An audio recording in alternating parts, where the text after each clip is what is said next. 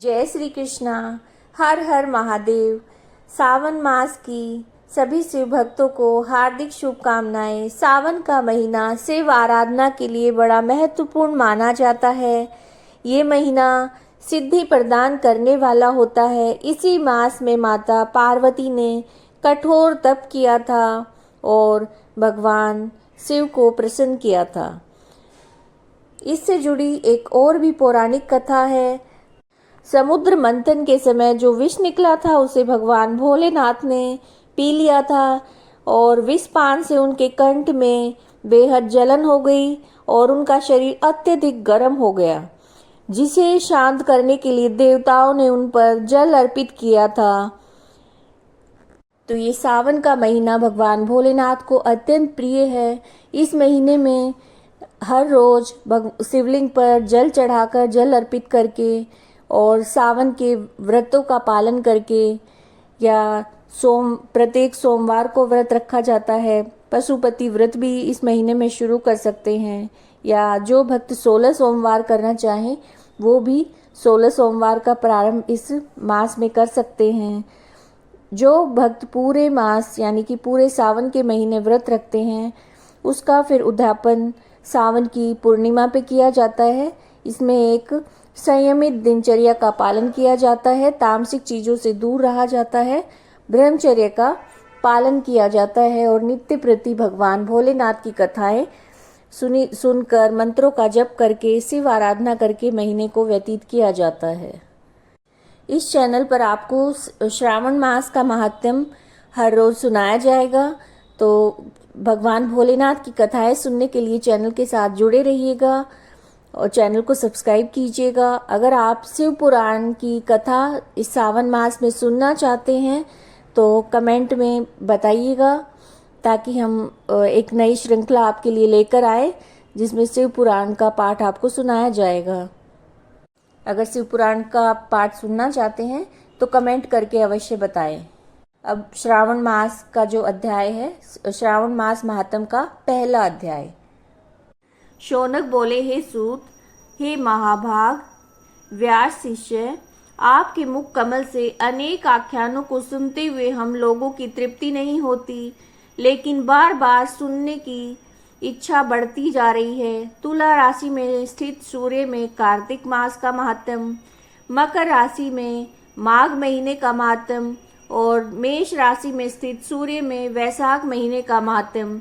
इसके साथ साथ उन मासों के जो धर्म है वो भी आपने अच्छी प्रकार से हमें बताए, लेकिन अगर इनसे भी अधिक महिमा में कोई मास है तो वो भी आप हमें अवश्य बताएं, जिसे सुनकर कुछ अन्य सुनने में हमारी इच्छा न हो।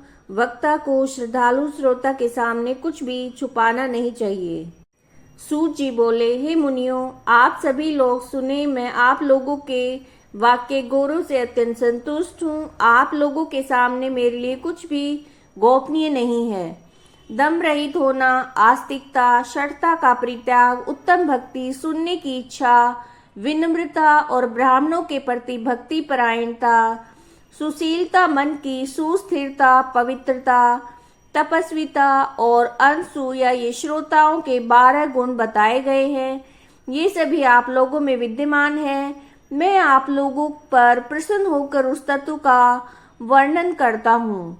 एक समय प्रतिभाशाली स्नत कुमार ने धर्म को जानने की इच्छा से परम भक्ति से युक्त होकर विनम्रता पूर्वक ईश्वर भगवान शिव से पूछा। स्नत कुमार बोले, योगियों के द्वारा आराधनीय चरण कमल वाले हे देव, हे महाभाग, हमने आपसे अनेक व्रतों तथा बहुत प्रकार के धर्मों का श्रवण किया, फिर भी हम लोगों के मन में सुनने की अभिलाषा है।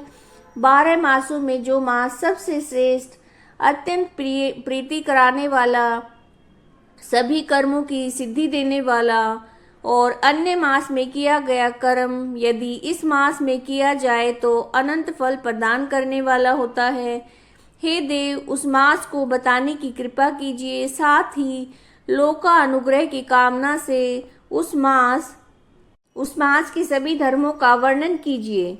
ईश्वर बोले, हे स्नत कुमार, मैं अत्यंत गोपनीय भी तुम्हें बताऊंगा। हे सुव्रत, हे विधिनंदन, मैं आपकी सुनने की इच्छा और भक्ति से प्रसन्न हूँ। 12 महीनों में श्रावण मास मुझे अत्यंत प्रिय है। इसका महात्म्य सुनने योग्य है, इसे श्रवण करो। कहा गया है इस मास में श्रवण नक्षत्र युक्त पूर्णिमा होती है, इस कारण से इसे श्रावण कहा गया है। इसके महात्म्य के श्रवण मात्र से ये सिद्धि प्रदान करने वाला है, इसलिए श्रावण संज्ञा वाला है। निर्मलता गुण के कारण ये आकाश के सदृश है, इसलिए नभा कहा गया है।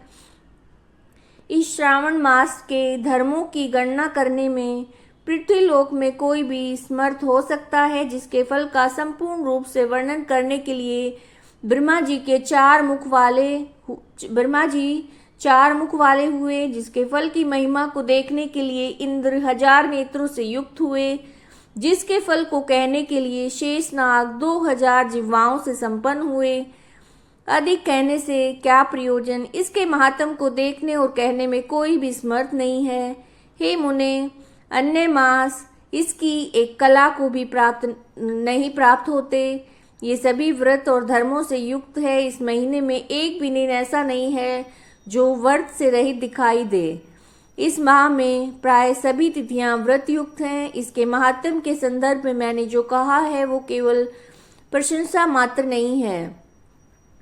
जिज्ञासुओं, भक्तों, अर्थ की कामना करने वाले, मोक्ष की अभिलाषा रखने वाले, अपने अपने अभिष्ट की आकांक्षा रखने वाले, चारों प्रकार के लोगों, ब्रह्मचर्य, गृहस्थ, वानप्रस्थ, संन्यास आश्रम वाले, जो इस श्रावण मास का व्रत अनुष्ठान करना चाहिए। सनत कुमार बोले, हे भगवान, आपने जो कहा इस मास में सभी दिन और तिथियां व्रत रहित नहीं है, तो आप मुझे बताएं कि किस तिथि में, किस दिन में कौन सा व्रत होता है, उस व्रत का अधिकारी कौन है, उसका फल क्या है, किस किस ने इस व्रत को किया है, उसके उद्यापन की विधि क्या है, प्रधान पूजन कहाँ और जागरण करने की क्या विधि है, देवता कौन है, उस देवता की पूजा कहाँ होनी चाहिए, पूजन सामग्री क्या क्या होनी चाहिए, किस व्रत का कौन सा समय होना चाहिए, प्रभु सब मुझे बताएं।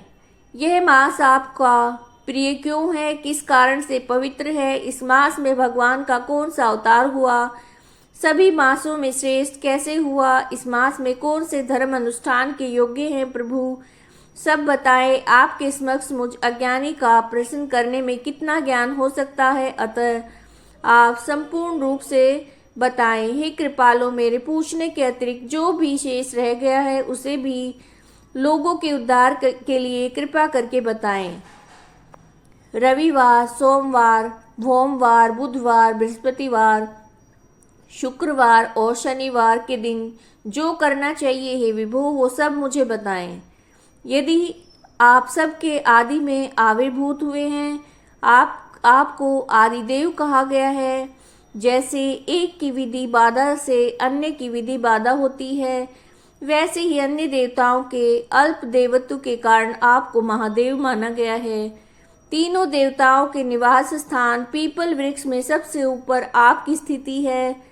कल्याण रूप होने के कारण आप शिव हैं और पाप समूह को हरने के कारण आप हर हैं। आपके आदिदेव होने में आपका शुक्ल वर्ण प्रमाण है, क्योंकि प्रकृति में शुक्ल वर्ण ही प्रधान है, अन्य वर्ण विकृत हैं। आप कपूर के समान घोर वर्ण के हैं। आप आदिदेव हैं। गणपति के अधिष्ठान रूप 4 दल वाले मूलाधार नामक चक्र से, ब्रह्मा जी के अधिष्ठान रूप 6 दल वाले स्वाधिष्ठान नामक चक्र से और विष्णु के अधिष्ठान रूप 10 दल वाले मणिपुर नामक चक्र से भी ऊपर आप अधिष्ठित होने के कारण आप ब्रह्मा तथा विष्णु के ऊपर स्थित हैं। ये आपकी प्रधानता को व्यक्त करता है। हे देव, एकमात्र आपकी पूजा से पंचायतन पूजा हो जाती है, जो दूसरे देवता की पूजा से किसी भी तरह से संभव नहीं है। आप स्वयं शिव हैं। आपकी बाईं जांघ पर शक्ति स्वरूपा दुर्गा, दाहिनी जांघ पर गणपति, आपके नेत्र में सूर्य और हृदय में भक्तराज भगवान श्री हरि विराजमान हैं। अन्न के ब्रह्मा रूप होने तथा राज के विष्णु रूप होने, आपके उसका भोक्ता होने के कारण हे ईशान आपके श्रेष्ठ में किसे संदेह हो सकता है।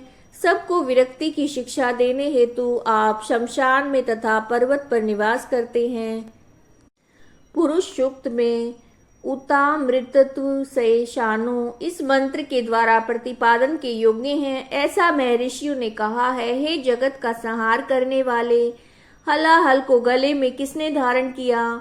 महाप्रलय की कालाग्नि को आपने मस्तक पर धारण करने में कौन समर्थ था? संसार रूप अंधकूप में पतन के हेतु कामदेव को किसने भस्म किया? आप ऐसे हैं कि आपकी महिमा का वर्णन करने में कौन समर्थ है? एक तुच्छ प्राणी में करोड़ों जन्मों में आपके प्रभाव का वर्णन नहीं कर सकता। अतः आप मेरे ऊपर कृपा करके मेरे प्रश्नों को बताएं। तो ये आप श्रावण मास महात्म की जो कथा है उसका पहला अध्याय आपने सुना।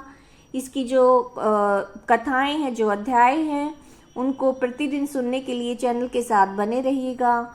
और जो सावन के मास में अपनी प्रिय चीज़ों का त्याग किया जाता है, यानी खाने में जो चीज़ आपको प्रिय हो उसका 1 महीने तक त्याग कर देते हैं और फिर उसे पूर्णिमा के दिन उसका दान किया जाता है।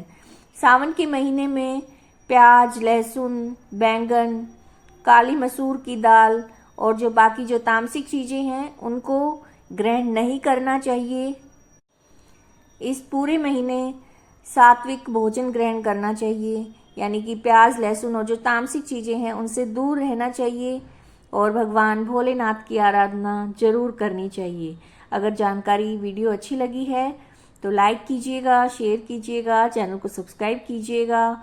और अगर शिव पुराण की कथाएं सुनना चाहते हैं तो हम आपके लिए एक नई सीरीज़ लेकर आएंगे। सुनना चाहते हैं तो कमेंट करके अवश्य बताइएगा। हर हर महादेव।